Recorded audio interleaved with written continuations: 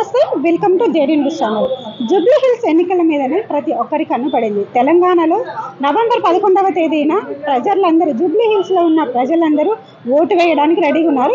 ఇందులో భాగంగానే ఎవరు మనకు విజయం సాధిస్తారు, ఏ పార్టీ ముందుకు వస్తుంది అనేసి మనతో మాట్లాడడానికి అయితే సీనియర్ పొలిటికల్ అనలిస్ట్ అయినటువంటి ఆడారి నాగరాజు గారు అయితే ఉన్నారు.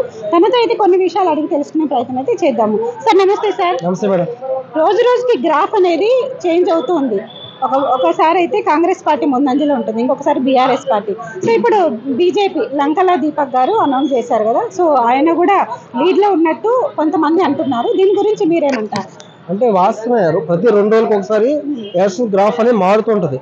సో అది ఆ రోజు ఈ పార్టీ వాళ్ళు చేసే ప్రచారం కావచ్చు, అటు అపోజిషన్ పార్టీ వాళ్ళు ఇచ్చే హామీ కావచ్చు, ఇలాంటి అంశాలు ప్రభావం చూపిస్తామంట. ఓటర్స్ ఈ రోజు వీళ్ళకి అనుకున్న వాళ్ళు 2 రోజులు వీళ్ళకైతే ఎలా ఉంటుంది లేదా వాళ్ళకైతే ఎలా ఉంటుంది అనే యాంగిల్ కూడా ఆలోచిస్తారు. సో ఆ మూడ్ ఆఫ్ సిచ్యువేషన్ అయితే మారుతుంది. ఇప్పుడు లంక దీపక్ రెడ్డి గారు ఆల్రెడీ మన యోగి నది గారిని తీసుకొచ్చి ప్రచారం చేస్తున్నారు. ఒకవేళ ఆ రకంగా ప్రచారం చేస్తే 2 పార్టీల మధ్య ఉన్న వారు ఇంకో వ్యక్తికి అవకాశం అయ్యే ఉంటుంది. పటంచెరు మొన్న ఎలక్షన్ 2023 ఎలక్షన్స్ లో పటంచెరులో నీలమ్మది ముదిరాజు, అదేవిధంగా మనకి టాటా శ్రీనివాస్ గారు ఇద్దరి మధ్య పోరాడితే మైపాల్ రెడ్డి గారు ఎమ్మెల్యే అయ్యారు. సో అలాగా ఈ బీఆర్ఎస్ కాంగ్రెస్ 2 ఓవర్ అయితే సైలెంట్ గా బీజేపీ కూడా క్యాచ్అప్ చేసుకునే అవకాశం ఉంటుంది. ఎందుకంటే మా ఓట్లు 70,000 పైగా మేము సాధించడానికి మేము ప్రయత్నం చేస్తామని చెప్పి లంకల దీపక్ రెడ్డి గారు చెప్పారు. అదేవిధంగా బీఆర్ఎస్ పార్టీ వారు కూడా ఖచ్చితంగా మేము కేసీఆర్ గారిని తీసుకొస్తాము, కేసీఆర్ గారిని మేము ప్రచారం చేయించుకుంటాము అని బీఆర్ఎస్ కూడా ఉన్నారు. సో అప్పుడు సానుభూతి సెంటిమెంట్ కేసీఆర్ గారు ఇచ్చే స్పీచ్ వల్ల కూడా చాలా ఇన్ఫ్లుయెన్స్ అవుతారు.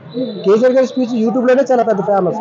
సో ఆయన కేసీఆర్ గారు స్వయంగా వస్తే దాని ప్రభావం ఎంతవరకు ఉంటుంది అనేది ఆయన వచ్చి వెళ్ళిన తర్వాత ఉంటుంది. సో ప్రభావం మాత్రం రాకముందు వచ్చిన తర్వాత మాత్రం మారే అవకాశం ఉంటుంది. కాంగ్రెస్ పార్టీ పరంగా అంటే ప్రస్తుతం అయితే నవీన్ యాదవ్ గారు కొంచెం పాజిటివ్ ఉంది. కాంగ్రెస్ పార్టీ రాష్ట్రంలో అధికారంలో ఉంది. ఇక్కడ కూడా అధికారంలో పార్టీకి మేము ఓటేస్తే మాకు జీబీఎస్ నియోజకవర్గ అభివృద్ధికి అన్ని పనులు ఈజీగా అవుతాయని భావిస్తున్నారు. కాబట్టి కాంగ్రెస్ పార్టీ ఐడియాలజీకి అదేవిధంగా నవీన్ యాదవ్ ఐడియాలజీకి 2 మ్యాచ్ అయ్యాయి. ఎప్పుడైనా పార్టీ ఐడియాలజీకి దీనికి మ్యాచ్ అవ్వాలి. ఇప్పుడు మైనారిటీ వాళ్ళు తీసుకొచ్చి బీజేపీ పార్టీ బీపం ఇచ్చామనుకో అది గెలవరు అనమాట. So candidate ideology party ideology 2 match అవ్వాలి. అలాగా మ్యాచ్ అయినప్పుడు కొంచెం గ్రాఫ్ ఎక్కువ వస్తుంది. సో ఆ రకంగా నవీన్ యాదవ్ గారికి కొంచెం ఎక్కువ పాజిటివ్ ఉంది.